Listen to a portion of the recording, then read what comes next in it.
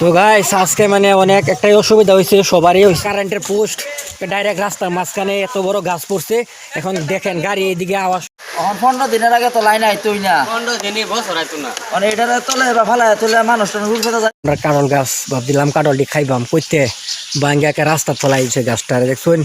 সব মানে সারের দোকান সব একারে গইলা শেষ, পানি হয়েছে, এখন পানি হয়েছে। স্যার কি কি ক্ষতি হয়েছে এর? কোদালটা কাটতে হেরে ইয়া ফালাইতাছি। শেষ কি করাম, আমার সব বরবাদ। অনেক ক্ষতিপূরণটা খেলা দিব দেখুননি, সব বরবাদ হয়ে গেছে। একেবারে সারা দোকান শেষ হয়ে গেছে। তো আর আমি দেখাইতেছি কি কি হয়েছে রাস্তাত। তো গাইস আমি এখন বানপানি যাইতেছি মেইন রাস্তাত, দেখুন কি বানপানি জমছে। আবার লাইনের তার যে শীর্ষে রাস্তার মাঝখানে আমি দেখাইতেছি এনারে। আসলে গাইস এই যে রাস্তার মেইন রাস্তায় দেখুন 3 তার পরে আছে, এই একদম সাবধান আপনারা যারা যারা আসবেন দেখে আসবেন। 3 তার মেইন তার একদম সিরা পরে আছে, আমি আরো দেখাইতেছি। হ্যাঁ কই দেন।